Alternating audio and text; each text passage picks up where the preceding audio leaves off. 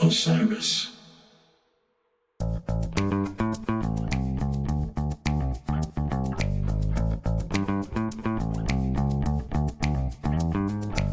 Welcome to Flock Talk, the ultimate jam band community podcast where the grooves are endless and the vibes are infectious. Join the Femme Flock, that's me, Nikki, and Jess, as we dive deep into the lifestyle, culture, and community of the colorful world of jam bands. Everything that makes this genre truly unique.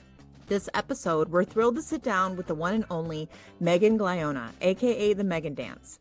Megan is a true pioneer for women in the jam scene, a superfan, a podcasting powerhouse, a mother, a teacher, and a fashion icon. We're diving into what it's like to be a woman behind the scenes in the jam community, the challenges of running 3 podcasts in a male-dominated space, and the imposter syndrome that comes with being the only woman in the room. We also get into the unspoken politics of navigating a scene that wasn't built with women in mind and how Megan is changing that. But first, we have some big news. Flock Talk with the Femme Flock has officially joined the Osiris Podcast Network. We're honored to be recognized for the work we're doing to bring forward women's voices in the jam scene, and we're so grateful for the opportunity to reach a broader audience. If you're new here, welcome. We're so excited to have you join us on our mission to amplify women's voices and build a stronger community. So grab your glitter, bubble guns, and best show fit and join us on Flock Talk, where the people make the scenes sparkle. Hi, everybody. I'm Nikki. Welcome to the podcast. We're here with Jess and Leighton, and today we have a wonderful guest for you on the pod. We're so happy to welcome Megan Glionna. She is a female pioneer in the jam scene. She has been through podcasts and she has been around for a long time. She is very well versed in our musical scene, and we are very happy to have you on the pod. Welcome, Megan. Thank you. I'm so happy to be here. We are so geeked to have you. First, where are you recording from today? I'm in Brooklyn. I'm in my house. This is where I record HF Pod and anything else I do for podcasting. So I'm just downstairs in my TV room. You're just down the road from Jess. Yeah. Reach out your window and wave. Do you have a studio set up, like a special podcast room? It's not a special room. I live in New York, so, I don't actually have a special room. I'm in my TV room, so I record in this little nook over in the TV room. I like it, too, because I like the color of the walls. And I have this really cool dead print from Jay Blakesberg, and so this has just kind of become my spot. So let's just get into some questions and start talking because we have a lot to cover with Meg today. Like I said, you've been a female pioneer in the jam band podcast space for a long time. So what initially drew you to it? Tell us how you got to this point in your life. Thank you so much. That's such a compliment, and I really take that to heart, and it means so much to me to hear you both say that because there are other women that have done this before me for sure, but it was a real lack of women voice that kind of encouraged me to reach out. What happened was during COVID, I was listening to a ton of podcasts, like a lot of us were, and I was listening to HF Pod pretty relentlessly. And I had always listened to them for the past 5 or so years before that, but I got really into it during COVID. I had kind of a resurgence with my Fish universe in 2017 during the Baker's Dozen, and then I started listening to HF Pod a lot, and I just loved hanging out with them. I kind of felt like I was hanging out with these dudes that I just wanted to spend more time with and wanted to get to know, and I thought they were so funny and smart. What happened was they had a podcast where they were talking about Europe 96, that Fish summer tour, and they were talking about it and saying that they didn't know anybody that was on the tour. And so I was listening to this podcast, and they said, if you were on this tour, I want to hear from you. And so I reached out to RJ and said, I was on that tour and I was 19 and I have tons of photos and I have tons of stories. I kept a journal and it was an amazing experience and I'd love to talk to you guys about it. And so April 2020, this is pre-streaming days really, and we did a Facebook Live episode of HF Pod where I showed a bunch of these photos and told my stories. And I prepared for that like it was the biggest job interview of my life. I spent weeks preparing for this. I was so excited. My family was really excited. And that was the first time I ever recorded a podcast. And I had so much fun and just felt like it was this real combination of everything I love doing. It was performative, but it was also required a lot of preparation. It was spontaneous, but it was also something that was intellectual. And I just fell in love with the medium. And so then I just kept begging the guys to let me come on anytime and Fish was back on tour, I did a bunch of like recaps with them, and I would reach out to them and say, "Oh, Trey's doing these shows at Radio City. Can I come and talk to you about him?" And just kept trying to keep myself involved in there.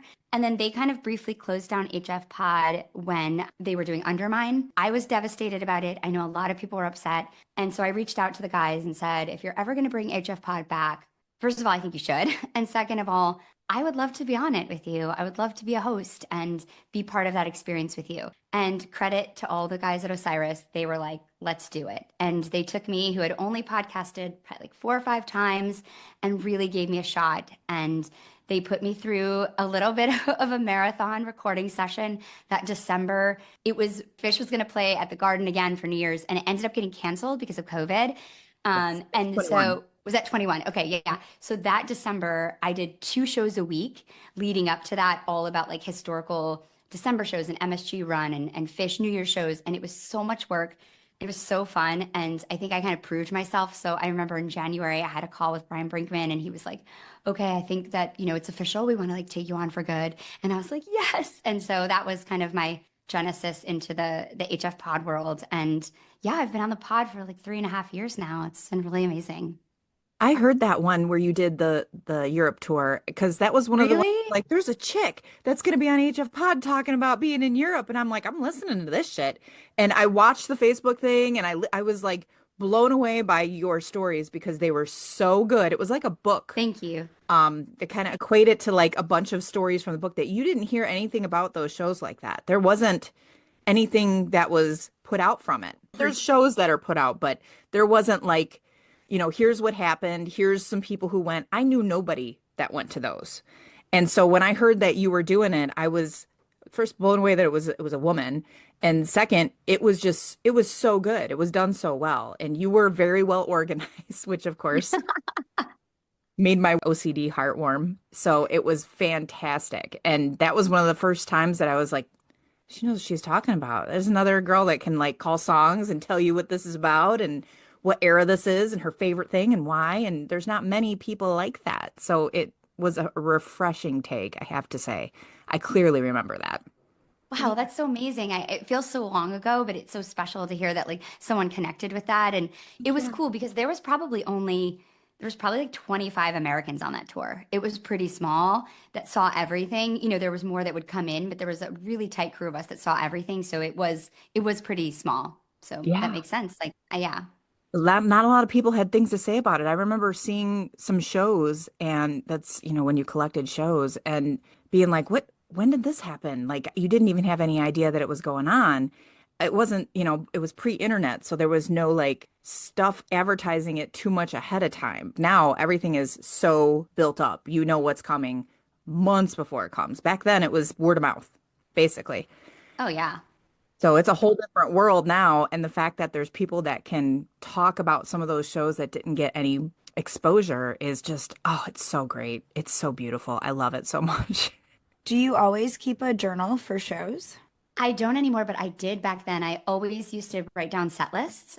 So my set lists are really fun to see because all through the 90s, I wrote down all my like Grateful Dead set lists and all my Fish set lists, and they're very evocative of the time. I have a bunch of set lists from like fall 95 that are all written on this little like creature stationery. It's obviously something I brought from like my childhood home to college, and it's just so sweet. So yeah, I always kept set lists.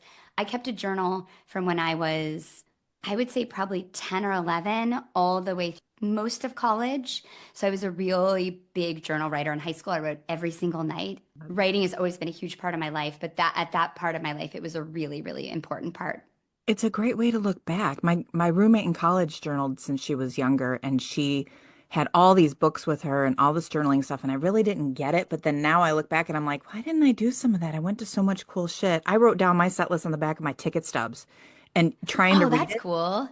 It's very hard to read because you're Some of like, mine are what too. the heck does this? There's letters all smushed together, and it's a mess. So being organized from that is so great. I really am. I'm kind of jealous that I didn't do it, but it's fantastic that there's people that did. I love that.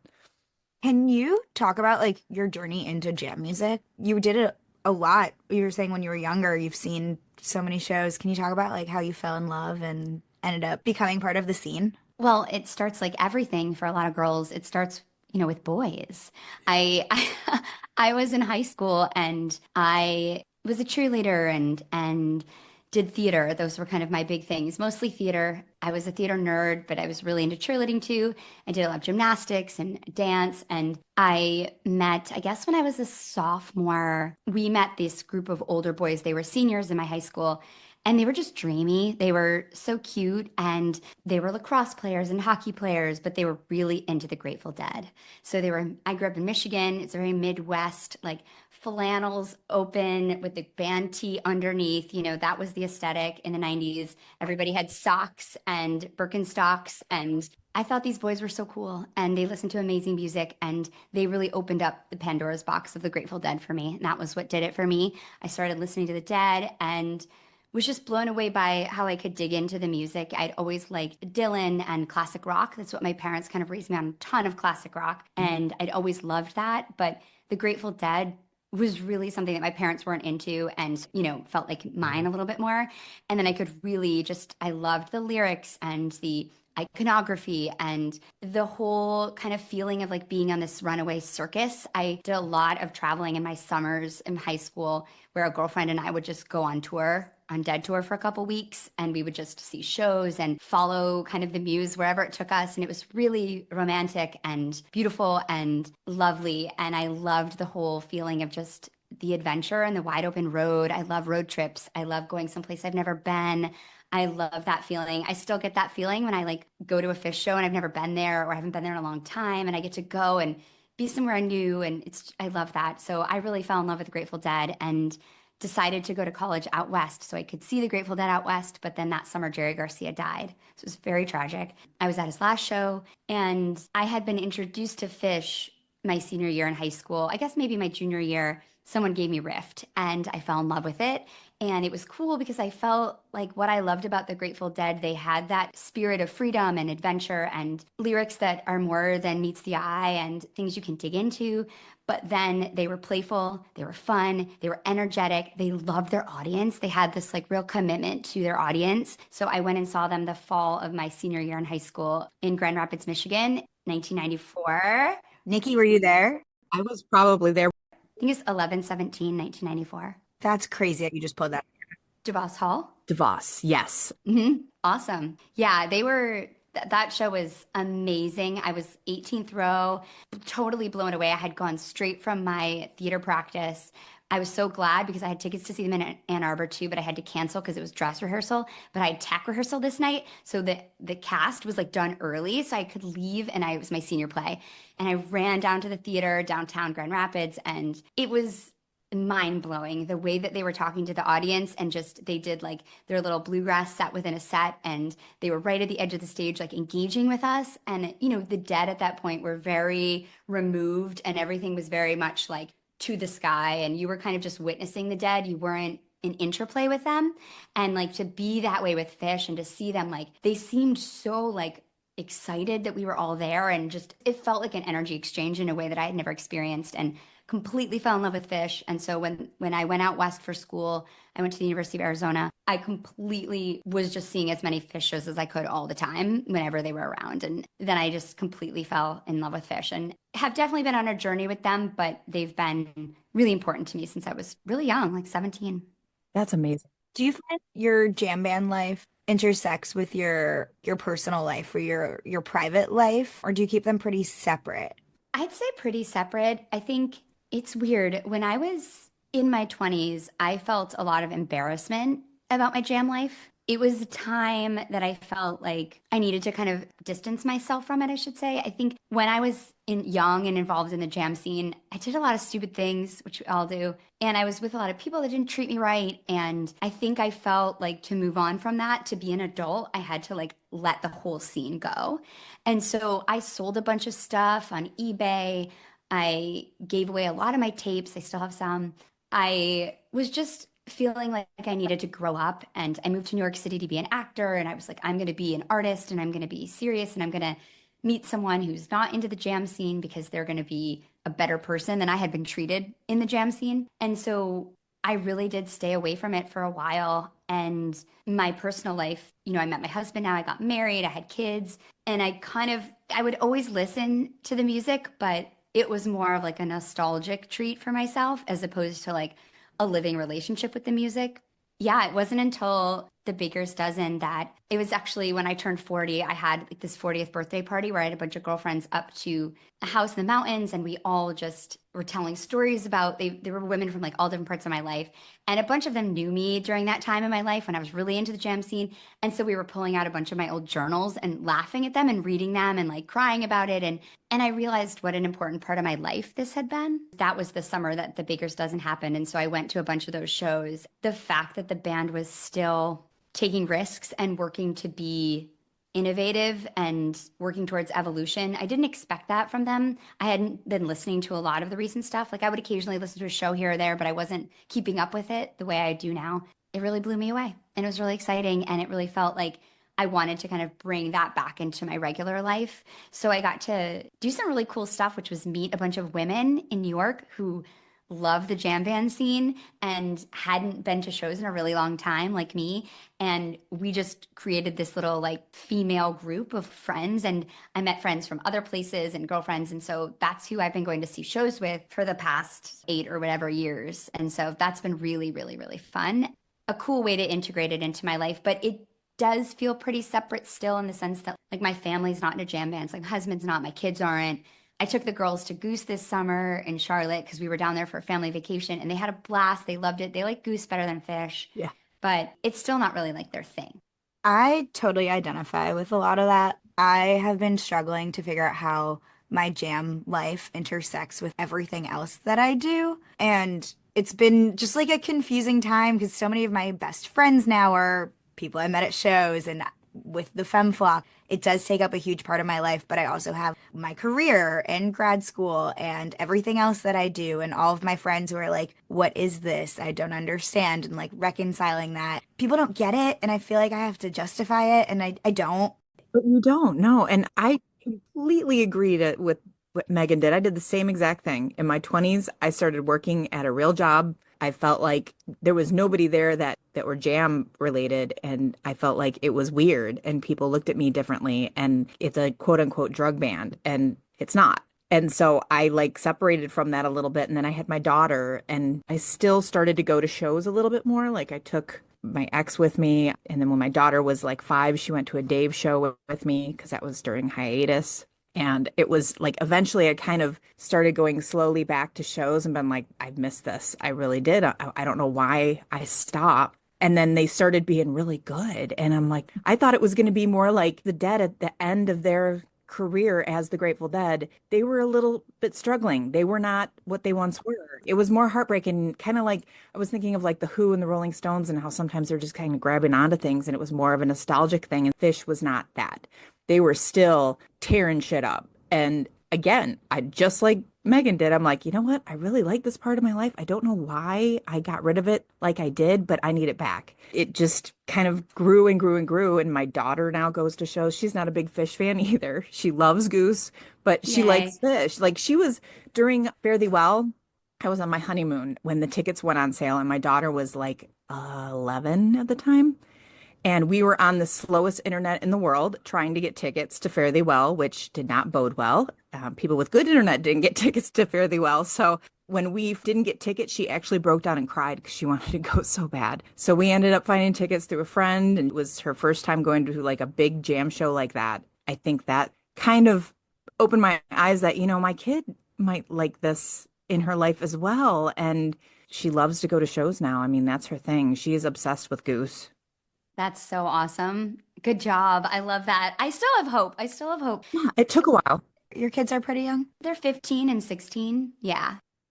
Okay, so it's like the time where maybe it'll start changing. It'll start sinking in. Yeah. It's not cool to like what mom likes. I know. I think that's a lot what it is. But like I think they appreciate that I'm a cooler person, but I don't think they want to identify with that. They won't But admit I it. do they won't admit it. Yeah. But I do want to talk about one thing that I think all of us are talking about a little bit, which is this feeling of being ashamed of being happy or like finding things as adults that like bring us joy and feeling apologetic about that. I think that in my like normie world, like I have a lot of friends who are not into the jam world and Most of them are so supportive and lit up by what I do and think it's awesome and are really encouraging. But there are always like a few people who are kind of like say something about it in a way that's just like slightly putting it down, making it being flippant about it, like, oh, you're just at another show. You must be at another show tonight. Like, You're working on your little project. Like, yeah, maybe I've like sunk everything, my whole brain, all of I my time love. and energy into something I love. Uh-huh. But like, okay, it's just my little project. Thanks. It feels like shit. and it's also like I don't find something that they love and put it down. I would never do that. And I know it's kind of like a societal trope to make fun of jam bands and to make fun of our scene, but I find it really lazy. And I also find it sad that someone would feel like threatened or feel like they need to put down something that brings obviously so many people joy. And if you don't get it, that's cool. But like there's one thing that the jam scene will teach you. It is that we all have different opinions about things and we all get to have whatever opinion we want. And I think that as I've become older and more confident about my opinions, I just realized that those people that say that those kinds of things often don't have some sort of joy like that. And it makes me sad for them. And yeah, I feel like one thing that all of us have talked about, and I'm really proud that I've reclaimed, is just unabashedly seeking out joy in my life. It keeps us young. It makes us happier people, makes us better moms, makes us better partners, makes us better sisters. It's what it fuels us. And I think everybody should be so supportive of that. I agree. And that's something that Lisa Borden talked about with us with Literally just thinking that. yeah, the collective joy. Joy. It's so Yeah. mentally healthy for people and why we keep coming back for it is because it feels good and it releases those endorphins and the serotonin that we need and all that good stuff that comes along with it. It is sad because I think a lot of people are I want to say they're jealous, but they're also threatened by the fact that there's something that it's an underground type of music. It's not mainstream. It's not what everybody else likes. And because it's different, I think that's what they feel threatened about is that it's something that's not accessible, they think, to them, but it's accessible to everybody. It's accessible to working people, business people, theater people, education people. Like it covers all walks of life. And I think that when there's something that is that widespread, I think that jealousy thing, well, I don't have that, so I'm going to make fun of it because I don't know what else to do because Yeah, I exactly. don't feel like I can get into it. That's what happens. Music is a language. It's transcendent. Like I feel like everyone has like some sort of music that resonates with them and maybe not as deep as jam music and us and jam music in the jam Oh, community, completely. but when my friends make comments, even if they don't mean it, I'm like, you have things you love. Hmm. Exactly. Yeah. And we should be supportive of that. I love Lisa Borden. I think Lisa's a perfect example of someone who, her partner loved this music and she took it on not because she actually really like loves it, but she loves the experience of seeing her husband so happy. She loves being able to watch her son scream and cry and be so happy. And I think that is to me a really beautiful form of love and support. So I love Lisa for that. Absolutely. I agree. Absolutely. So have you, and this kind of ties in with this, is in the jam band world, have you felt accepted from where you come from, or do you face resistance? What kind of reception do you get from men, women, other people when you are at shows and on the socials and stuff like that? Oh gosh, people are so nice to me. I like it's really Good. amazing. Yeah, people are so nice to me. I can't tell you how beautiful it's been just the support when I see them at shows. I love when people come up to me and they always want to make some crack about an inside joke on HF Pod or they want to tell me they appreciate what I do and they know that I'm working hard. It's been really great. No one has been really weird. It's been really nice. I mean, occasionally there's an ownership of when you hear people's voices a lot and you think that you kind of like know them. And I think sometimes there's a physical ownership. So people will kind of hug me before asking or something. Right. I was going to chime in with that, the parasocial relationship with like being a figure. We've chatted about this previously, but you're a podcast, you're a voice in like our ears. It feels like we know you very, very well, even though you've never met us. And it's a very similar parallel to the parasocial relationships we have with the jam bands that we're seeing. And like the people on stage, I'm like, oh, I know you, Rick, but that's only because I've listened to you sing every song you've ever. Right. But like, I don't know you. I know nothing about you. They take liberties with you. They're like, they hug you without asking, like, what is that like? Are you okay with that? Yeah, I mean, listen, I'm a failed actor, so I love attention. My whole life I've wanted attention. I covet attention. I always want more attention. I'll be the first to admit it. So I love when people come up to me. I love knowing that people feel connected to me, even that I don't know. I think that's such a huge gift and responsibility to get to share my perspective and have people want to listen. That is, as an artist, that's all I've ever wanted in my life. So for me, this has been a platform that has given me just always what I've wanted. And so I am eternally grateful and I will talk to anybody that comes up to me. But I do appreciate when people are like, "Can I give you a hug?" as opposed to like, "I'm going to hug you," you know? So I think saying that is just a cool way to like ask for consent and make sure you're making people feel really comfortable. But I also do love hugs, so I'm happy to give them. Just everybody should know that. But I do feel like it's a real gift. And I can't tell you how supported I feel. I've been more than anything, my socials are just full of love. I think occasionally I've gotten some weird things. I'm very nervous about it, not about my socials, but about my performance on HF Pod specifically, because everybody that listens to that show knows so much. They know so much. And most of the people that listen to that show probably know more than me. And so I feel very responsible and like I have a huge just responsibility to be as prepared as I can for those shows. And because of the two guys that I record with, they know so much. And so I'm always trying to like work against that imposter syndrome. And they're always telling me like that's silly, like you shouldn't feel that way, like you've earned the spot, you totally deserve to be here. And I think it's probably also has to do with partly with being a woman in that I think men are more comfortable faking it till they make it, whereas women are like, oh well, I We have to come make it so first. prepared. Yeah, like I'm not gonna fake anything, okay? Like I'm gonna come make it, and then I'll worry about like analyze what I could have done better. And I think for men, a feeling of like they'll be accepted regardless. And so Right. I Well, it's just definitely, society telling us that. Like, society's the one who told you you have to be perfect and we have to stand up and be the best face we can be, because we get so much more Hmm. criticism. So if you say something wrong, I feel like people are going to come at you, but not men who do say things wrong, but people just brush past it. It's really unfortunate. But I feel like it's not just this, it's in all aspects of our society. yeah. And listen, I'm grateful. I'm glad to be a woman because I work harder, and I think that that's a gift, and I would rather not be someone who got things easily because I wouldn't work as hard and they wouldn't be as gratifying. And I do think in the beginning, some people were maybe a little bit harder. Like I would be judged or just people would call me out on socials a little bit more, but I don't really get that anymore. Maybe because I have like been on it for a long time now and kind of earned it, but it's scary still. That podcast, every time I record, I'm nervous because I don't have an encyclopedic brain. I can't remember every jam, every show, every set list. And a lot of the people I record with pretty much can, and a lot of the listeners But can. think of all the things you can do that they Yeah, can't. Like you have exactly. so many other facets of your life and so many other like you're not just a jam girl. You do so many things. You're a teacher, you're a mother, you have so many other things going on and you still do this, which is really impressive.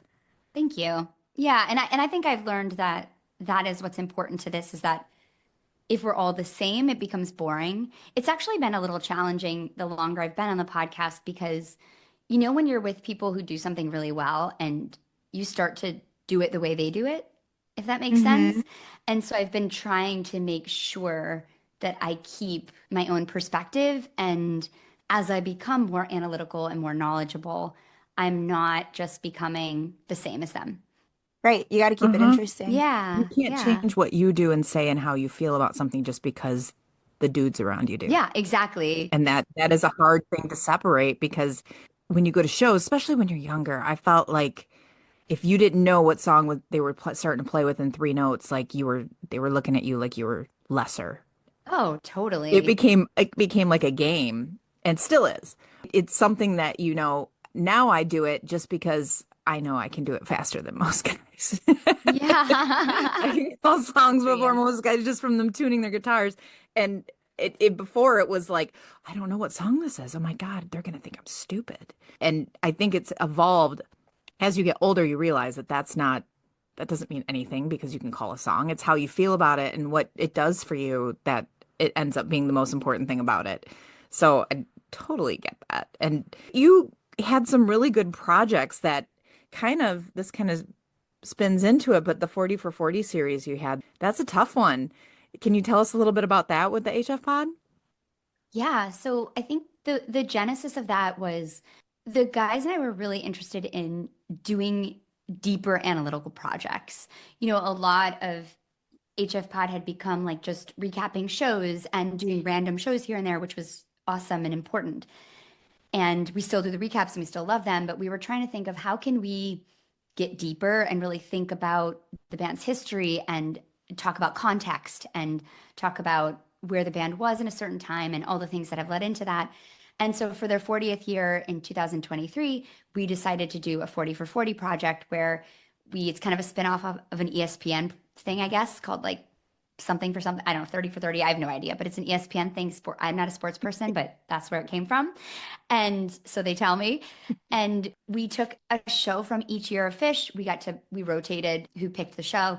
And it was a show that was kind of indicative of that year of Fish. We tried to pick shows that weren't the show that everybody knew the most or wasn't maybe archivally released or something that was a little bit more interesting. And we dove into it and we talked a lot about where the band was. And I created like this little segment called Meg's Corner where I talked about the history of where the band was then. And it just all happened really organically. And what was cool about it was that we loved how deep the work was and the conversations that we got into. And it was chronological, obviously, and that was really fun to kind of watch the band evolve that way. So we loved it so much that we decided to do another one last year, which was great because it also gave us like a chance to, maybe agree or disagree about the picks, which was really fun. Was it easy to debate that type of thing? Because I know debating your point on whether a show is good is 100% personal perspective. It could be attendance bias, it could be the set list, it could be the tone that was being used in the guitars, it could be how much mic. So was it difficult to pick that and like debate that with somebody, or is it just like, well, this is just my opinion on it. I'm not trying to make you believe it. This is just my opinion on it. Yeah, it's been all of our projects have had a lot of challenges like that. I think you do have to defend your opinion on that show, I think, pretty strongly. I think we all feel confident and we respect each other's opinions, but you have to have some pretty That's good, important. evidence to why you have that opinion, which makes it fun and intellectual. It's incredibly intellectual show for me. The work is really inspiring for me. So last year we did top 25 tours. So we went through and we picked the top 25 Fish tours of all time and we led up to one. And it was the biggest undertaking because some of these tours have like 40 shows in them and we did 25 weeks of it. It was an absolutely epic accomplishment. I cannot believe we pulled it off the way we did, but we did it. That was just a huge amount of work. And so for this year, we wanted to do something that was equally deep and intellectual and analytical, but less time consuming because How many tours were there, like specifically? Do you have the number of how many you had to pick from for your top I 25? don't I don't know, but we picked from probably like 50 or something, but I know that the way that we did it was we had fan like vote, so our listeners voted and we saw their list and then the three of us got on a phone call and we drafted in an order for each tour. So like Oh, cool. yeah, so I got to go first. So I picked because of the way the dice rolled. So I picked like the number one tour. And then I think Brian went next. He picked the second one, then RJ, and then it went RJ, Brian, me. And then we went through like a snake draft and we drafted them. So we had to choose and you had to kind of defend it. That was terrifying. I was so scared it was off air, but it was really scary because I don't remember all of these tours, but it was really fun. I'm Yeah. And sure, then we had to yeah. kind of defend where we'd put them, which was a ton of work and really fun. But like listening to like, I don't know, August 93 or like some of the like spring 92. Some of these tours have 30, 40 shows in them. It was just, Oh, and it's yeah. not like you can just be like, okay, well, I'm just going to listen to 5 shows and figure it out.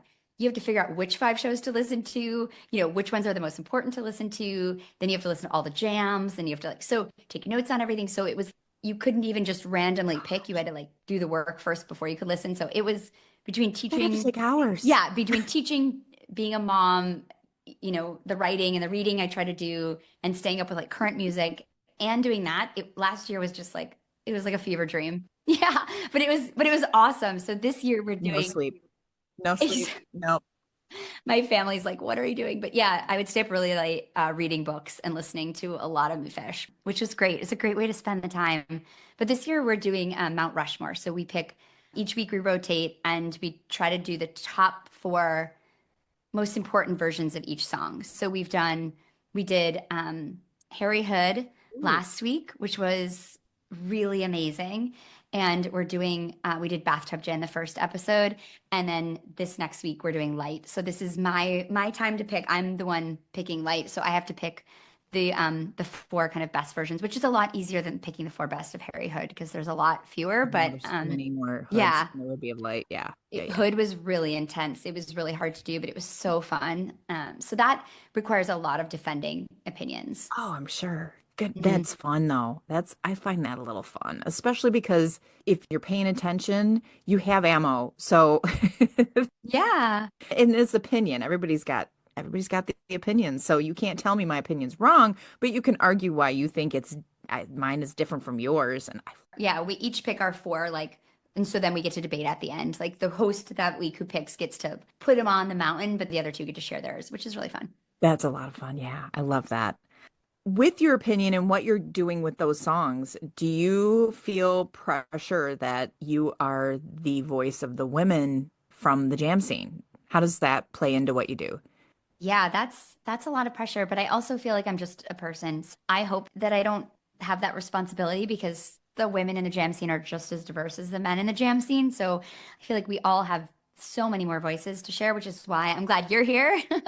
But I would argue that's not that diverse. Like, Mm, you know, that's true. like I still think I would say the men in jam scene not that diverse, but also like us. Like I know that we are here and we have voices, and we've been like we started the podcast so we can give more women voices that haven't had them. I would still say on the whole it's pretty similar, like socioeconomic backgrounds, and we're still not as diverse as we could be. Oh, not even close. Not even Yeah. close. I mean, I have friends here in New York that I bring to shows. I brought some of my teacher friends to the Reprise show at Brooklyn Bowl last weekend, and they noted that it's such a white crowd, and it is. It's a white crowd, and I wish it wasn't.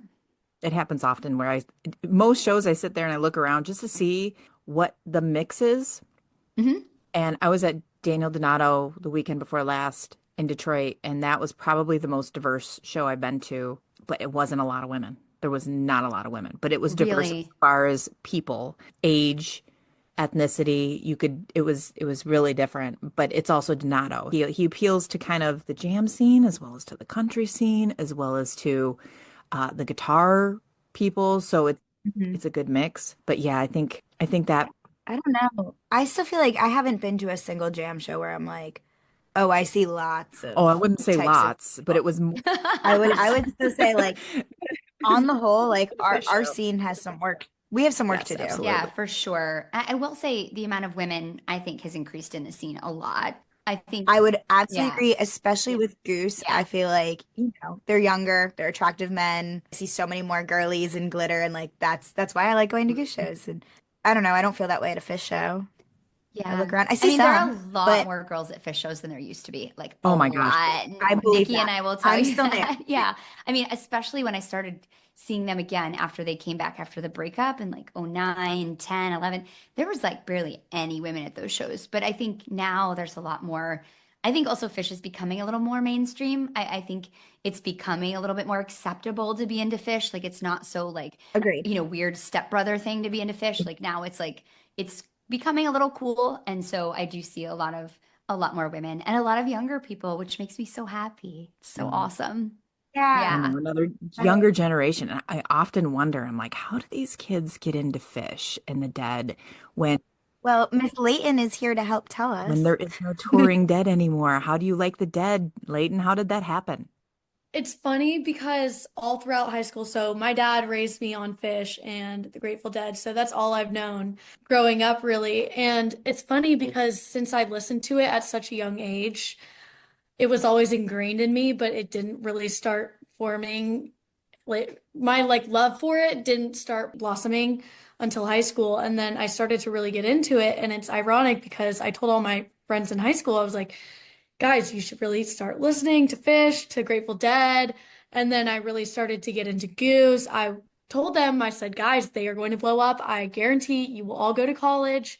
Listening to the Grateful Dead will start to be popular. Same thing with Goose and like these other small bands that might blossom into like, for example, Future Birds or just small like bands like that. I told them they would become big. And it's funny because now it is socially popular amongst Wow, fraternities. that's hilarious. That was not what it was like when I was in Greek life. But when it comes to actually talking about it and getting into the meat of it, getting into the shows, the bands themselves, the history, none of the boys can keep Yeah, up with me. They I can't love because they this. don't I love actually that. listen to it. They don't actually go to the shows. They're just there because They're it's the cool thing to do. It's cool to bandwagoner. have Yep. the shirts and the merch. Yes, exactly. And it's one of those things where it's like, it's awesome that it's socially popular, but at the same time, it's so aggravating because nobody actually dives into it, or there's a lack of people, or at It's least I more haven't superficial, found it's more that. Yeah. shallow. It's not really We, like a we deep, yeah. we used to call Yeah. those custies in my day. And I just Oh yeah. love to hear like Leighton, you speak about this and how you have this ownership of it because there was so much like gatekeeping of the scene when I was young. And I felt the same way. I used to go and hide Grateful Dead CDs or the Beastie Boys CDs or CDs that I thought like people didn't deserve to hear because like they didn't really get it. And I love that there's still that feeling of like you don't really get it. And that makes me so happy for some reason. No, not at all. And it's funny because they like all the mainstream stuff and anything, like you said, like it's You're like, what very about this deep cut? like And they're like, what are you talking about? I mean, I went to Goose Grand Rapids by myself. I'm only 21. I went by myself for the first time, went all 3 nights. I met Nikki. I met a bunch of awesome people. And it was one of those things where it really challenged me to get out of my comfort zone. But at the same time, I knew the importance of getting out and seeing that music for myself. And it is one of the best decisions I made. And I encourage anybody else that considers to challenge themselves to step out and do something on their own and go see that music because it makes Wow, such a my God, lasting I have to impact. say, to be 21 years old and going to shows by yourself, like that is what I'm talking about. I wish I had the confidence to do that when I was 21. I'm so Yeah. impressed to hear you say that, Leighton. It just makes me so proud of you and proud of like the women in this scene being so Mhm. confident and independent. That is just fantastic. I'm so It is. impressed. I would have never done that at Thank 21. you. My first time I No went to a way. show by myself, I was 45. Yeah, I it's went to see like hard. Spafford or something by myself, and I'm like, I was scared shitless too. And I'm 45. Yeah, Yeah. And as a especially woman, as a I'm like, woman, I need somebody like just in it's case. You But just never know. And it was nobody. I ended up finding people I knew, but at 21, you're doing great. yeah, I know. and having only gone to shows with my dad, it was a big change because I know that I have to be more alert. I know that given that it is a male dominated space, I need to be aware, but also I want to be able to enjoy myself and feel Yeah. like I'm not on edge at all times. So it's kind of that balance of both. So it's always changing and it's always learning how to, I don't know. I wouldn't say like learning how to go alone in a sense, but it's more of learning how to make friends and find those people that will Yeah. keep it. Yeah. And It's also a, like doing what Yeah. you want to do when you want to do it. And I think that I do think that, and Yes. I want you to correct me if I'm wrong, Leighton, but I do think that the jam scene, a somewhat safe space for women. I think when I think about my daughter's a junior in high school, my oldest, and she's gonna be going to college in a year. And I think about the people I want her to be hanging out with in college.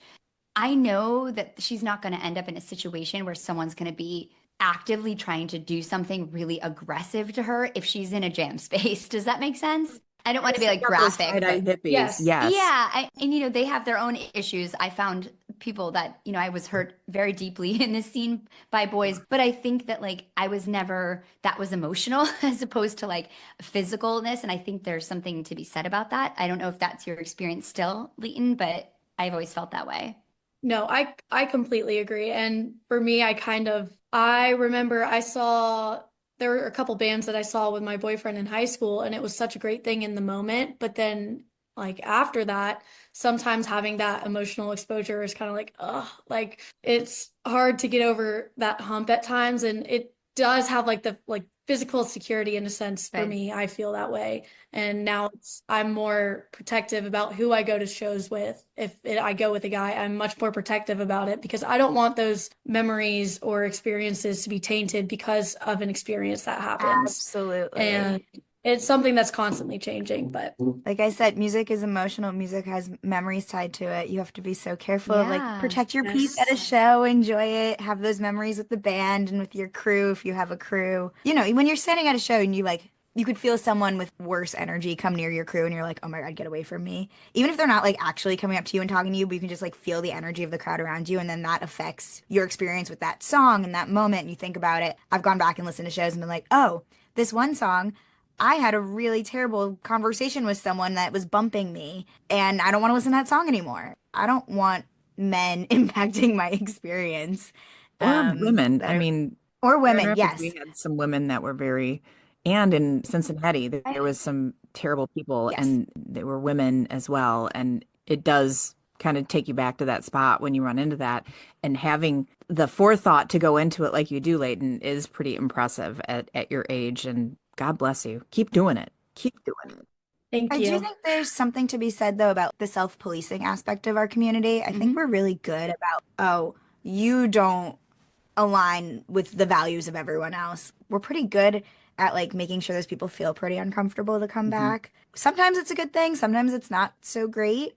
I've definitely seen it both sides of it's great that we're protecting ourselves, and I've had a bad experience before where everyone else made sure that I was protected and made that person who made comments feel unwelcomed. There's always a line too. But I do think it's great that like we are self-policing on the whole, trying to make sure everyone has a good experience. Right. Which is why there's such great things as Groove Safe. That Hmm. is a beautiful thing. It really is helpful to get at least awareness Hmm. when Yeah. people enter those spaces. So let's talk about how about Library Card, your podcast? Can you give us a little bit of information on why that was started, where it's going, what's led you to that? That just started out of a really organic need to talk about books with my friends. I'm a huge reader. I read a lot. Reading has just always been a place where I find a lot of peace and a lot of intellectual stimulation. That's where I get a lot of my ideas for the poetry that I write is from fiction that I read. I'll read like a phrase or a word, and that will inspire a poem. I love fiction. I read a lot of contemporary fiction. So do my friends on the podcast. And so, RJ, Brian, and I were talking a lot about books, and it was just really fun. And we decided we're like, we should just record some of these and see what happens. It was really fun because we were deciding, who should kind of run the show and who should host it. And they were both like, you should do it. And I got a really nice text from RJ being like, I don't want you to feel like you have to do this, like that we're putting this on you, but if you are up for it, like you should. And I think they both really encouraged me and helped me a lot. I've had like long talks with both of them about how it should lay out and how we should run it.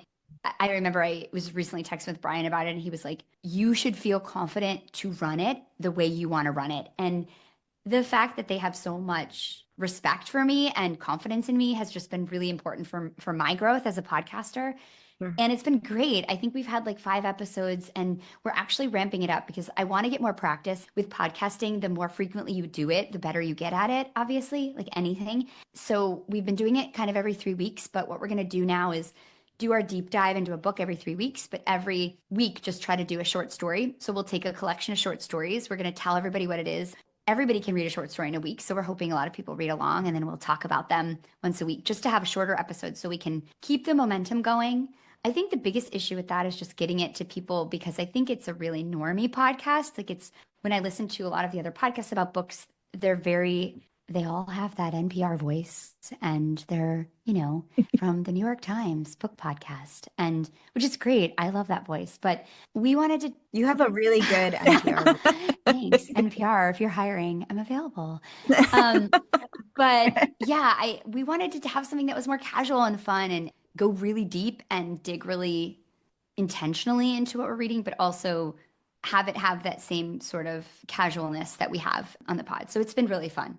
That's awesome. I'm in a book club, so I loved the idea of it. And I think I told you this, but Claire and the Sun was one of the books that I picked for my book club. And so when you had that on there, I'm like, oh, I got to see what these people thought about it, like I did. And it was eye-opening. I loved some of the ways that you tackled it. It was done beautifully. Thank you. I'm so glad you picked that book because that was my pick too. I love that book. I love it. Yeah. It was such a weird idea. And when I decided I go through books, I try to pick stuff that's not what anybody would just pick. I try to be different about it. And that's what I like is the different aspects that are from that. And It's beautiful. I love it. I do. It's so how do you pick your books? When you pick a book, how do you guys do it? Like, do you just pick a book and then how do you personally look at your idea of picking a book to do a podcast about? I mean, it's got to have some criteria for you, I would think. Usually it's just a book that we've loved. It's usually a book I've read and I've really loved and want to talk about, or a book that I keep thinking about. A lot of the times I try to pick books that have really good themes. Claire and the Sun is really good because some people loved it, some people hated it, Hmm. if that makes sense. And so I think Yep. it's good for discussion. And I liked that about it.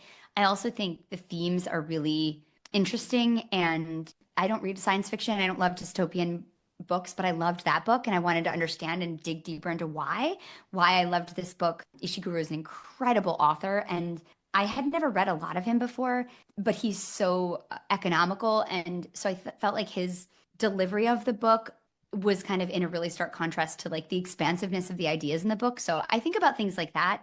I also think about what books like a lot of my friends have been reading. So a lot of my girlfriends will be like, "Oh, we're all reading this book," or "Yeah, I've read that book. I've read that book," and then it'd be like, "That's something we have to talk about." Oh, that's a really good way to do it.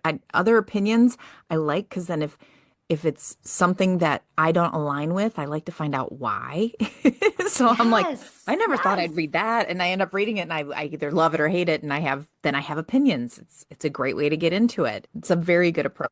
It's good to be forced to defend your opinion too. I think, and I feel like the art of argument is like really lost in America. Like we don't know how to argue and like respect the other person, and so Effectively, yeah. yeah, these small practices of choosing a piece of art and debating it or getting into it to me is really healthy and important for everybody to keep doing and remember, we can disagree about things and still like each other. Yeah. It's so much lower stakes than some of the arguments Yeah. we've been having. Yeah, and it's a healthy one. It's a way to do it where you're actually listening to somebody and being like, well, the examples, the Claire and the Sun, some of the points that you brought up, I'm like, oh my God, I didn't think of it that way. That's kind of phenomenal. I do see that, and I can see why you think that way. And if you read a book, odds are you're going to see something in there that's similar to somebody else. I mean, Mhm. there's a lot of, especially that book, there's so many underlying themes in it that it's just, there's something that's going to come up that you can identify with. So it's a way to also connect. And when you find connection with somebody, you're more likely to stay on the positive side instead of just, trying to beat them down for having a different opinion. At least that's what I. Yeah, Same thing with music. absolutely. Yeah, exactly. It's very similar to music in that way. And yeah, it's definitely forced me to read differently, which I'm really grateful for in the same way that Age of Pod has really forced me to listen to Fish differently. Mhm. This has really forced me to read differently. I'm a lot more intentional and thoughtful when I'm reading. I think when I was raising my kids when they were young, I was really, I think I don't know if it was hormonal, but I feel like I was really spaced out. I didn't spend a lot of time in my intellectual world and I read books that I don't even remember reading. And now I feel like I'm reading so intentionally and so thoughtfully. And it's been really inspiring for me. What's your favorite book of all? What's your favorite book if somebody says, give me your favorite book? I'd probably say Love in the Time of Cholera Oh, by Gabriel Garcia Marquez. Yeah, it's deeply romantic. I love magic realism. I think the worlds that Marquez creates are just so fantastical and dreamy and beautiful. And that is like this epic love story of like two people that can't be together. And there's just such a romance and a beautiful, tragic sense to that book. And I love that stuff. So I love him. never read that one, so I have to now. Oh, you have to now. And I have that's, to yeah, now. I've heard of it a million times, and I yeah. get the gist of it, so it's going on the list as well. Please read it and reach out to me and let me know. I reread it I again will. last year and it just hit just as well. And then I read 100 Years of Solitude this year and I hadn't read that since I was in my 20s, which is this other book and it was I've amazing. read that. I Yeah, tried to. so hard. I can't. It's a very hard book to, and I do audiobooks because I have an hour drive to work, Oh, so nice. I can kill a book off in a week, and Awesome. I've tried to go through that one twice, and it's really hard to get through, I don't think you and could do it in audio because you it's have to go really back and look at the family the tree. names. Yeah. Yeah, because there's so many people that keep coming, and I'm like, who are these people? It's so hard. There's so much going on, and I think that's maybe why. It's just there's a lot of different. Yeah, the family names are the same, but they're different. Oh And no. There's like 10 people have the same name in that book. It's so challenging. And I think the first half of the book, you're going back and looking at the family tree. And you also just have to be in this acceptance of like, you might not know exactly who they're talking about at that moment. But I feel like by the middle of the book, you really lock into this feeling of like, first of all, and half of them die. So like you're like, okay, I yeah, don't have to worry about those people anymore.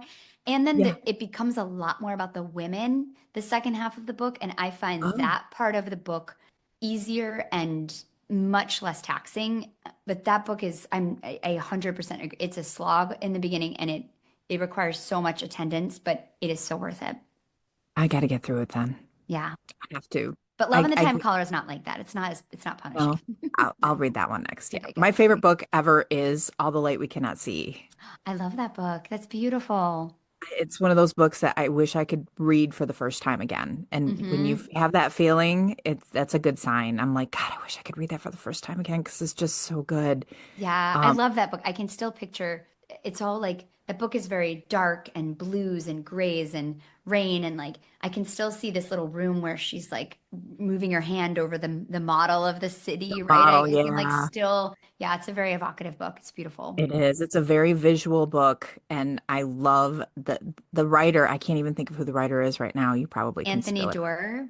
Thank you. Hmm. It's amazing, and that's why I think I fell in love with that book. And it was one of the first book club books I ever read, and it just stuck with me. It's gorgeous, gorgeous. What are you reading right now? Right now I'm reading The Long Island Compromise. It's by the author who wrote Fleischman is in Trouble.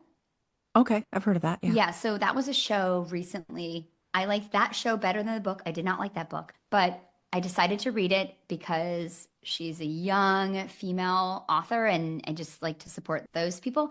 Yeah. And it's good. She writes very kind of snarky. It's like a send up of liberalism and just these very kind of like well-off families who have like their all these like issues. And it's funny and snarky, like I said, but it also sometimes I have hard time with these books caring because I'm like, these people are all, jerks. I don't care about this. But it's enjoyable. I'm about halfway through that. So I'm going on vacation since I'm gonna be like reading a ton. So I'm trying to figure out how many books I can bring on the plane with me.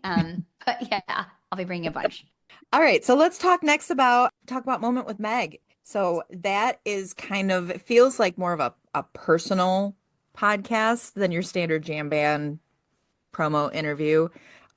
What is your goal with those conversations? I just started it because I really wanted to just talk to musicians that I love. And I Good wanted to reason. I wanted to ask them questions and talk to them about things like I've always been interested in hearing about. I want to know about what they listen to, what inspires them, what is hard for them, what they're reading, recording a movie, what the soundtrack would be like. I want to talk to them about different things that I don't hear a lot of musicians talking about.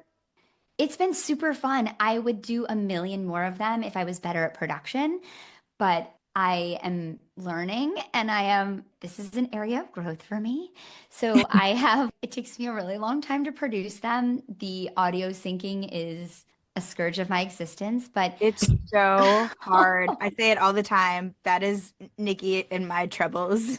it's Yeah, just editing is the punishing. devil, really. It's It should just punishing. be some AI tool by now that I like know. just gets it. There You just really put it should in. be. There really should be. So I love it though, and it's been really fun. I think my favorite thing about it is just that I've been doing them in all these different spaces. Like I did one in my living room, I did one in Desron Douglas's car, I did one I saw at the that one. Cap. Yeah, I did one. He was like, "Do you want to record my car?" I was like, "Definitely." Yeah. And then just fun spaces. I recorded at like Mike Horn from Sea Wind of Batteries rehearsal space. I recorded with this woman, Louisa Stanchoff, who I am obsessed with. Who the way I found her was I just saw like a new release on Apple Music. I always go and browse the new releases and I pressed on it and I listened to this album and I was just absolutely floored. She's so incredible. She's the singer-songwriter from Maine and she has one of those just timeless, pure voices and she speaks really beautifully and really authentically from her perspective and it's like a breath of fresh air. And so I got to speak to her when she came to Brooklyn and we just sat on like a stoop and talked. And getting to talk to these musicians is just been amazing. I think when I started it, I expected it to be really short, like 5 minutes, but that's just so hard to do, No, we're chatters. as you can tell. Anybody who knows any of the podcasting I do, I like to talk. So that was really tough. I wanted to hear more from them. So I went back and forth asking a bunch of people, do you think I should shorten them? Do you think I should long like, and everybody was like, who cares? Just do what you want. Just Yeah. do what you want it to be. And it's been great. And I've been so fortunate in the people that have sat down with me. It's been awesome. And I wish I could do them every day, but I can't. Who's been your favorite guest? I mean, talking to Louisa was pretty special because I never knew her. She wasn't in the jam scene. She's an indie folk singer. Connecting with her and getting to tell her how much her music has meant to me was really special for me. Kind of the whole reason I wanted to do this was to have an excuse so that someone who's doesn't know me in the jam scene would sit down with me because, otherwise I wouldn't have an arena for that. So that was really awesome. I had a lot of fun with Tom Hamilton. He is the most generous guy. What an awesome dude. And we had such a fun conversation, and he was so game to talk about anything and let me joke with him about like the memes about his hat and his scarf. And he was just really cool. And we become friends from that. And I just respect him so much for doing that with me. And we got to do that in like one of the little boxes up at the Cap, and it was just a cool moment for me to be in the Cap when it was empty and like get to Oh, talk that's to him so there. It cool. was really awesome, and he was just super great, really good interview and really fun, and like me loves to talk, so he was game to just get into it. And yeah, I mean, I've gotten to talk to Scotty Metzger, Desron Douglas, like just people that I've always watched on stage and just been in awe of. Desron was so sick, like what a awesome, cool, smart, nice guy, and just he's a legend. He's a jazz legend. He teaches at NYU. He's incredible. And Yeah. I just reached out. I just DM'd him, and he was like, "Of course." Like, made time before the tab shows at Brooklyn Steel, and was what an awesome guy. So everybody's just been so great and so nice. So it's been really fun. Do you have a dream guest or somebody you haven't got on that you really want to have a conversation with? Yes, I'm wearing her shirt today. Waxahachie. Do you know her? I don't. No. Leighton's face just lit up.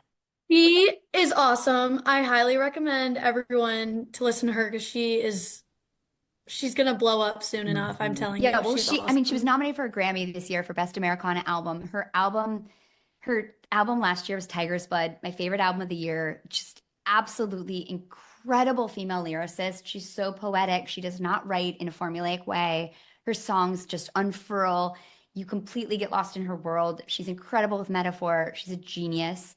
And she has a great band. MJ Lenderman was on her last album. Like Spencer Tweedy, like she has really great musicians playing with her. And her album before that, St. Cloud, is her kind of like bust out. And it's one of the best albums of that decade.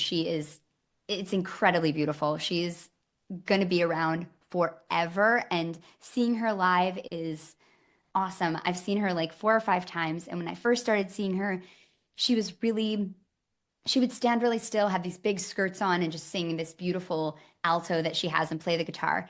And now she's like really like owning her shit. She's wearing like crop tops and like walking around the stage and like just has really Stage become, presence. yeah, she's really owning it. And she is just, I am How old is she? obsessed with her. Her name's Katie Crutchfield. Okay. That's her real name. She's probably early 30s, I think. Okay. Yeah, she's been around though forever. She's been working forever. St. Cloud was kind of her breakout album, which came out in I think 2020, maybe 21, and then this album Tiger's Blood came out last year, and she is phenomenal. I highly recommend. Leighton is so right. See her, listen to her.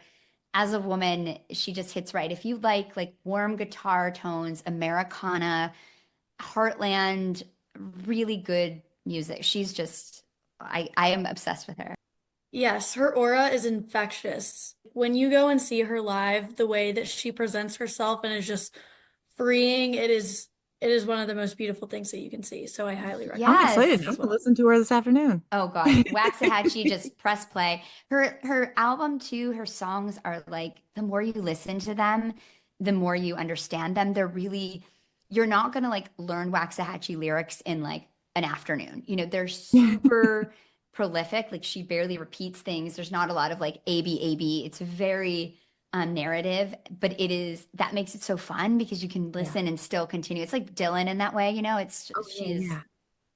Yeah. So I would love to speak to Katie Crutchfield. Katie, if you're out there, I'll go anywhere. I'll come. I just want to talk to you. Yeah, so she's my dream guest. Now we're gonna have to tag her because she needs to know. Yes, yes. She's playing MSG this summer. It looks Is like with She someone else, is but with she someone will else. be here. I know. I I think I'm think, like, Megan, you need to reach out. I I do. think I you need need to to reach reach out. out. That would be so cool. I would The die. worst she can say is no. I Yes, mean, it's true. you Nobody got if said you no don't to me ask. yet, which has been pretty crazy. Oh, love that. Yeah. Well, I've we're had a gonna few be trying to hook you scheduling up. things. There's one band that I didn't get to talk to that I was going to, but everybody else, yeah. And I know they want to, but yeah, it's everybody's been super cool. That's amazing. I love that. I like that little, it's just a little blurb. It's not super intensive. It's just a conversation like you're listening in on, which I like those types of podcasts where it feels like you're just listening to people having a conversation. And that's why I really like that. That was very well thought out. So good job with that Thanks. one. Thanks. It's really fun. Couple more things. Let's talk about fashion and public presentation in the jam scene. So dressing up is such a big part of being in the jam scene, going to shows. Especially as a woman. Maybe not for men, but Yeah. Yeah, for especially us, for women. I mean, I we know think like about our outfits how far ahead of time? Like we plan that. We actually put thought and feeling into them. I do. So what's your take on that part of it? Oh, I love that stuff. I love that stuff. I am a huge fashion person, always have been. Love presenting myself, love putting on outfits, thinking about outfits. I see it as a form of art. I see it as a form of self-expression. I was so stressed about the Luna Luna Goose show because they announced it a week a before and week is not enough time to put together not an enough outfit. Do time, not get me guys. started. I was so stressed. Got not enough time, guys. My newly wasn't gonna, didn't plan for that. I was like, I don't know what to do here. It was very stressful. I did not know what I was gonna wear to that show until about 20 minutes before I left the door. So I came home from work and I changed very quickly. I was happy about how it turned out, but it was stressful. I think Good deal. that, yeah, You didn't even have time. It was only announced a week before. I a mean, what are you week supposed to do? before, it's just not That's enough not fair. time. Like But I've been yeah. collecting my summer outfits for months now. Oh God, now I feel behind, Jesse. Thanks.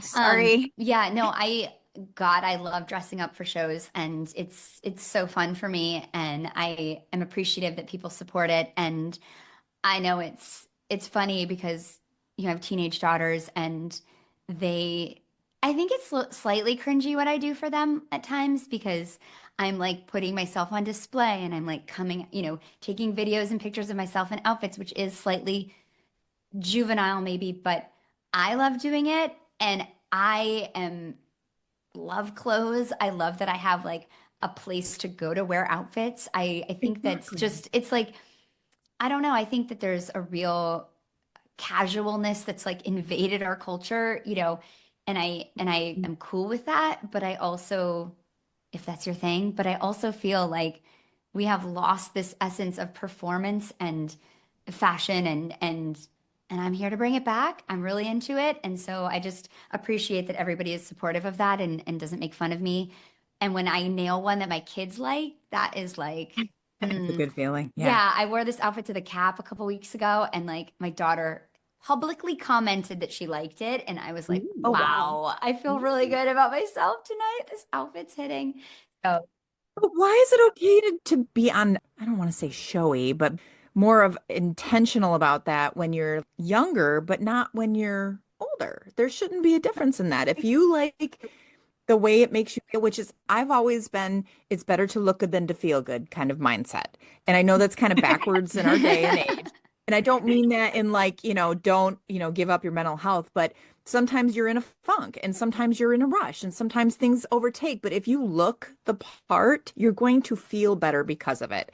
And that's where I kind of come from is, I maybe didn't shower today or I didn't get my, shave my legs or whatever it is that makes you feel better about yourself.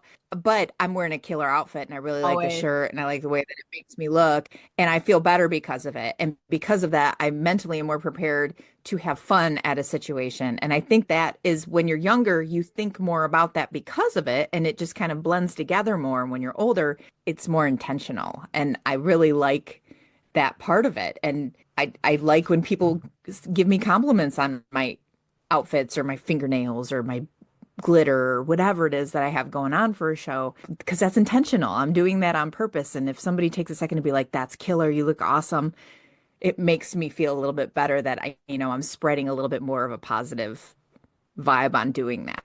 I think that's a big part Well, of it as well. And outfits are such a big part of self-expression, and it's one of the reasons I love New York City is whatever I wear, I know there's someone else looking weirder. So I can wear whatever I It's want so true. because I don't know, I live in Brooklyn, like Megan. Like there's some people here who wear things I'm like, I wouldn't leave the house looking like that, but kudos to you for having that confidence. And so it's empowered me living here to explore my sense of fashion and stretch what I used to wear.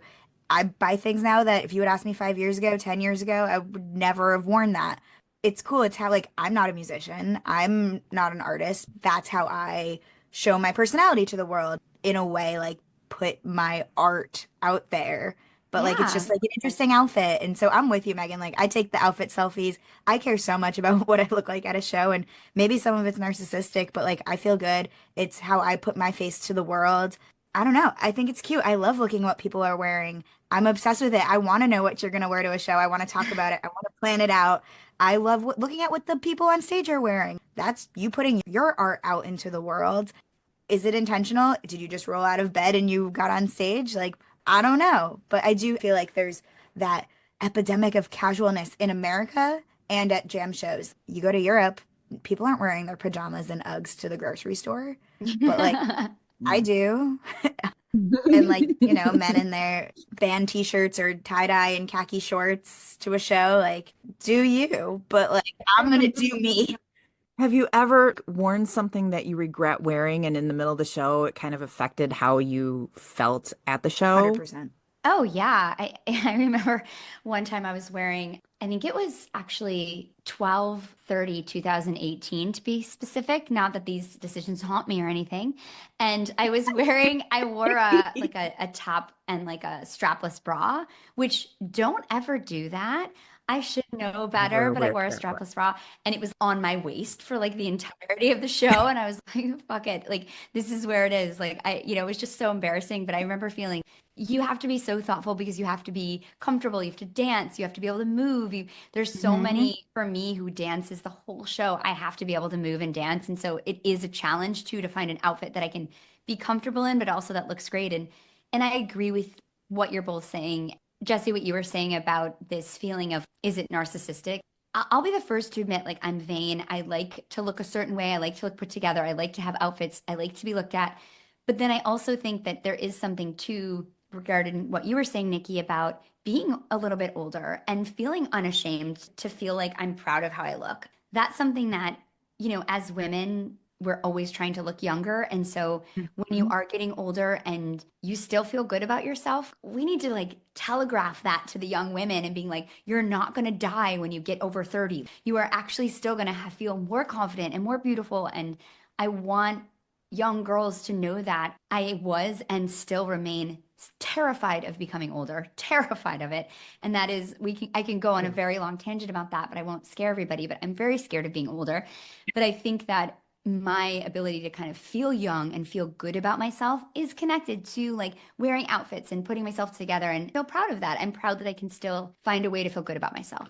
Yeah, and it's an expression part of it that I don't think ever, for most people, doesn't go away. I mean, I want to be 70 years old at shows, still rocking a tie-dye dress Yeah. and Birkenstocks and spinning and blowing bubbles. I still want to do that as long as I freaking can. If somebody looks at me weird when I do it, oh well. But that's also part of it is me wearing what I want to wear is not an invitation for others to come talk to me about what I'm wearing. Like sometimes it is. If you're a girl and you're like, "Oh, I love your shirt," great. But if you're an old man saying, "Oh, I love your boobs," like, no, hard line. Like, I didn't. I've had those experiences. What showing shouldn't make a difference for what people are going to say to you and know that it might happen, but it's not okay. And saying that to somebody when they say something to you is be like, that's not okay. Don't say things like that. I've had to say that to somebody at a show before. It's so hard for me to say. It's so hard for me. I had like I was at a reprise show in Connecticut and I was wearing a dress that was like a slip dress. And he kept coming up to me and saying things like, what do you sleep in? That looks like like something you would sleep in, you know, asking me about my exercise and asking me who I was there with and commenting on the dress a lot. And I was, you know, don't make me feel uncomfortable because of what I look like. And I wasn't able to say something to him. I get so nervous, especially because I am a public person in the scene. I get really nervous about standing up for myself because I don't want to offend anybody and I don't want to be seen saying something to someone and that not understood in context. I don't know. Does that make sense? But I need to do better at Absolutely. that. I need to do better at like just Yes. being very direct, like I would to my Yes. students. Like, that doesn't feel good. Please stop saying that. You know, I need Yeah. to do Mhm. better about It's so that. hard. I had a comment at Goosemas and I panicked. I was not expecting someone in such a happy environment to say Yeah. something like that to me. And you panic. And like,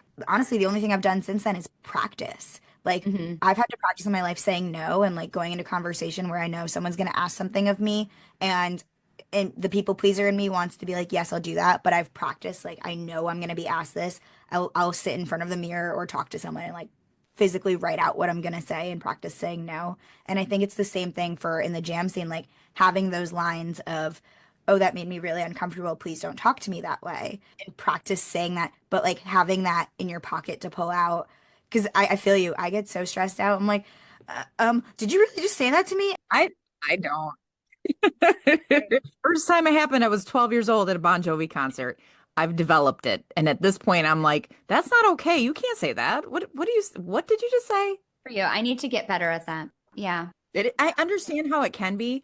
I do. I just don't feel like if we don't call it out, it's going to keep happening. Yeah. It's true. It's not fair to us. So I'm first priority over some dude that might think I'm being a bitch. Yeah. But I don't care. At that point, if you say something that crosses the line, I'm going to say something. And I can say that till I'm blue in the face now. But if I get in another situation where maybe I'm caught off guard, I Megan, might not feel the same way Yeah. or have the inkling to say it. But it's something that I feel it's definitely okay to, especially if you're in a public spot like you are, Megan, it's definitely okay to call somebody out on their bullshit because you wouldn't want somebody saying that to your daughter. And that's how I say it. Yeah. Like when That's actually very somebody said true. that to Yeah. my daughter, I'd have a hard time not scratching their eyes out because I'm Mama Bear. So Yeah. I'm going to say something in a nice way. That's not okay. Back up a little bit, please, and go from there. And I almost feel a Totally. responsibility to do it now because I have a Yeah, daughter. I agree. And I think that that's so powerful. And I think I just also want to say telling a woman that she looks good is fine. It's saying Hmm. inappropriate things or making them feel uncomfortable for feeling that way. So, like, if you Yeah. want to come up and say, you look do great, your it. outfit's Tell awesome, me. that's kosher. That's so cool. I love that. But if you're going to come up Hmm. and say, like, you know, that looks like pajamas, what do you sleep in? Like, those are not okay things to say. Like, Do people yeah. ask you like, where's your husband? Are you married? And like bring him up? Yeah. Yeah, it does happen. And it's funny because I'm fairly confident it never happens to the men in our scene. I don't think a lot of people are like, where's your wife? Why isn't she here? And it is awkward because, you know, my husband isn't into the scene and he doesn't want to come, but you know, he's supportive of me and that's my business, right? And I think that it's interesting that because I'm a woman, people expect that I am Right? supposed to have a man with me here, where it's not really like that for men. And so it is interesting and it is made it a little bit harder for me in the sense of like, I think networking can be harder and things like that because when there's two guys who want to like network together, they can just go and like get a drink together and it's fine. But if I have want to go and network with someone and get a drink, it's Yeah. there are implications to that, or if There's a people judgment saw there. that, or I'd be concerned, like, you know, oh, if someone saw this, what would they think? Or, you know, I feel like it's a It's tighter a double line. It's standard. yeah, and I think it's harder for me sometimes. I don't accept invitations to get drinks or dinner or meet up with someone because I am concerned as how it would be perceived. And so Yep. it does prevent me from having relationships, I think sometimes with like people in the industry or in the scene because I'm trying to protect the fact that I am a woman and the fact that I am married. And so I think there is like it's nuanced in a way it isn't for men. That's very true. And it's kind of like that in all scenes, though. I don't think That's it's not just specific to specific. the jam scene. I don't think it's specific to the jam scene. It's women. We are expected to be with a man or a partner of some sort. Yeah, it's hard and I think it also intersects with the conversation about being someone who puts themselves out there and takes pictures of themselves and posts pictures of me in outfits and wear short skirts and, whatever I do, that also intersects with maybe people think of me as being permissible for certain things. And so I think that there's so much thinking that I'm doing about that when I am interacting in this space and attempting to build relationships. I don't think men have to think about that. And it's really interesting. And I think a lot about, I always want to appear non-threatening to partners of people that I'm talking to, or, I always want to like assure people that like, I am not here like looking for something weird. I'm here to be friends. I'm here to like learn, like talk to them. I'm here to interview them. That's a very good conversation. I'm glad we were able to talk about that. Let's get close to wrapping up here. So, Megan, do you have anything in the works coming that we should be looking out for? Just the usual grind. We've got the usual HF pod. We're doing our Mount Rushmore series. Super fun. We'll do spring tour recaps when spring tour happens. And then I Excellent. usually ramp up Moment with Megan this summer because I'm off as a teacher, so I have a lot more time. And so I'll be interviewing a bunch of people this summer, which will be really fun. Yeah, library cards really popping off. I would ask everybody to just forward that to someone who reads books in their lives. That would be really meaningful to me. And where else can we find you aside from listening to you on your podcasts? So I'm on Instagram and I'm on Blue Sky, so you can find me there. And yeah, I think, I'm always the Megan dance. That's what you have to look for. So, we at the Femme Flock are all about celebrating inspiring and influential women. Can you tell us about a woman who has inspired you? Absolutely. I'm going to tell you about an artist that I'm inspired by. She's an author. Her name is Annie Ernaux. She's a French memoirist. She won the Nobel Prize a few years ago, and she inspires me because she is unashamed to write from her perspective about her own feelings and about being a woman with a lot of desire and with a lot of creative energy. And she's always producing work that's very intellectual, but also very female.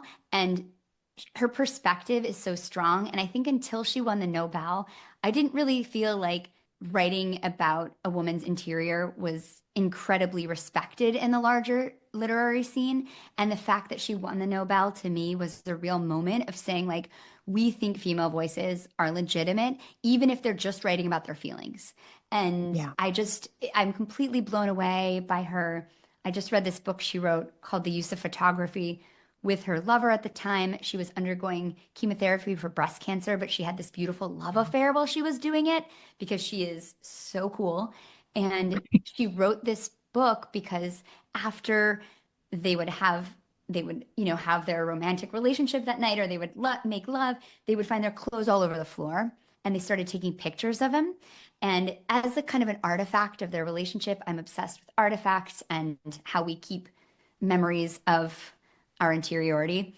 Anyway, and so they started looking at these pictures and thinking that they were just so beautiful. And then they decided to take 10 of them and they wrote individually about each of those 10 pictures. And so you discover, and they didn't show each other what they wrote, and they publish it. And you discover kind of their own feelings about what was happening at the time, what they remember about the picture, what they remember about their experience, what they're going through in that moment, their relationship, but also their own interiority. And it's so creative, and it's just, I find her so inspiring. So if you have never read any of Annie Ernaux, they've translated everything to English now after she won the Nobel, and her books are really slim, so they're not going to like weigh you down, but she'll make you proud to be a woman. Oh, I love that. Amazing. I can't wait to read her now. Yeah, she's awesome. Simple Passion is like her most like romantic book about this love affair that she has, but then she has this beautiful book about her mother. She has a beautiful book about her childhood, so she has a lot. That's great to know. Thank you for sharing that with us. We love to have new insights and stuff. I love it. We want to thank you so much for taking time to talk to us today, Megan. This was a great conversation. I had so much fun. I hope you did too. Oh, I had so much fun. I'm so Yeah. inspired talking to all of you. Just seamless conversation. And Leighton, you're just amazing. I'm so inspired by you and your independence and your confidence and your perspective. It's exciting to see the young generation like knowing so much about themselves and how to do things right. It's like, wow, I just did not have that when I was 21. So hats off to you. Thank you for saying that. That Yeah. also encourages me to keep going. because often it can feel discouraging at times. But thank you. So, and your perspective has been awesome for me, and especially the little things like keeping a journal. I definitely want to start doing that more when I go to shows. Do So, it. thank Do you. it. Yeah, you won't regret it. And Jesse, Nikki, thank you so much. I so inspired by the work you're doing and feel really proud to be a part of this. So thank you.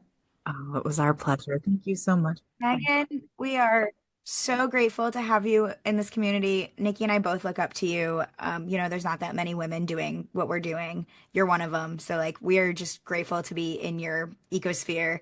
And we'll see you at the next show. I can't Yeah, wait. we can't wait to see what you got coming. Yeah. Thanks, everyone. Thank you.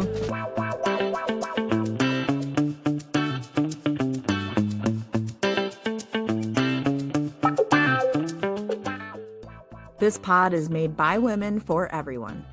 We wouldn't be here without you, and we want to hear from all of you. Check out our website, thefemflock.com, that's FEMME, where you can find links to our guest form, our socials, and all our episodes. Also, DM us on Blue Sky, Instagram, or Facebook to let us know what you're up to. If you're hosting a community-focused event or want to promote something, tag us on the socials.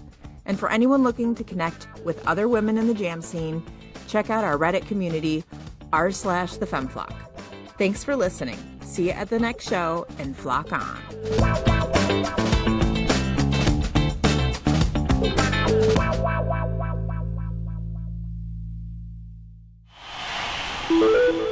Osiris.